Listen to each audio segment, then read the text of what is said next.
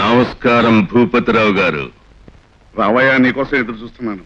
ఏళ్ల తరబడి జైల్లో ఉండేసరికి చేతులు తీపరంగా ఉన్నాయి. ఎవరినన్నా ఏసేయమంటారా? ఇలా రావయ్య చెప్తాను.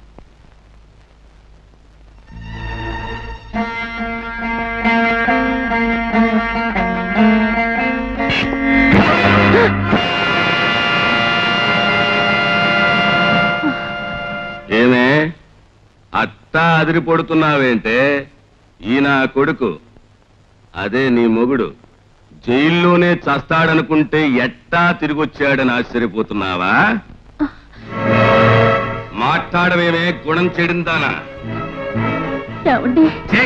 నీ బతుకియాల బజార్లో తేలిపోవాలి.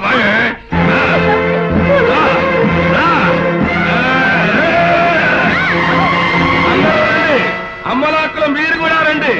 ఇక్కడ ఒక మహాపతివ్రత డ్రామా జరుగుతుంది, చూత్రిగా రండి. 10 మందిలో ఎల్లరెందుకు? లోపల రండి. నేను రాను. నిజం బయటపడింది, నేను రాను. నీకు కొడుకున్నాడుగా, ఎక్కడాడు? నీ అబ్బా ఎవడాడు? నేను జైల్లో ఉండగా ఎట్లా పుట్టాడు? అన్ని చెప్తాను, నా మాట విని మీరు లోపలికి రండి. లోపలికి రానే. ఈ 10 మంది ముందు చెప్పాలి, ఈ 10 మంది వినాలి. చెప్పవే, ఎవడేవాడు? చెప్పకపోతే ముక్కలు ముక్కల కింద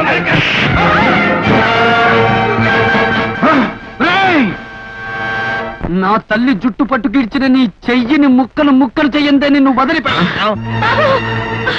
ఆగమా, ఏ కన్న బిడ్డ తన తల్లికి జరిగిన అవమానాన్ని భరించలేడు. పోయాక తల కొరిగి పెట్టడమే కాదమ్మా, బతికుండగా అవమానించిన వాడిని కాటికి పంపటం కూడా ఆ కొడుకు బాధ్యతే. ఆయన మీ నాన్నగారా? నీ అబ్బా మళ్ళీ అదే కోత. నేను నీకు మొగుడినే, కానీ నా కొడుకు కాదు. నా మీద కాదురా నువ్వు పౌరుషం చూపించాల్సింది, ఈ కుంతీదేవి మీద. 20 ఏళ్ల క్రితం నేను జైలుకు పోతే ఎట్టా పుట్టావు, ఎవరికి పుట్టావు నేను చెప్పను రా. అమ్మా, ఏమిటిది? ఇంత నింద భరిస్తూ నలుగురు ముందు తలవంచుకుని నిలబడతావా? నీ శీలాన్ని నా పుట్టుకనే ఆయన అనుమానిస్తుంటే నోరు మెదపదేమమ్మా. నలుగురిలో నవ్వుతూ బతుకుతున్న మనం నవ్వుల పాలు కాకూడదమ్మా. చెప్పమ్మా, చెప్పు. ఆయనకి సమాధానం చెప్పు. నేను ఆయన కన్న కొడుకు, నేను నిజం చెప్పు. చెప్పమ్మా, చెప్పు. చెప్పవే. ఆయన నా భర్తే, కానీ నీకు మాత్రం తండ్రి కాదు. చాచి పక్క మీద సంకురాత్రి, మొగుడు పెళ్ళాలుగా మొదటి రాత్రి,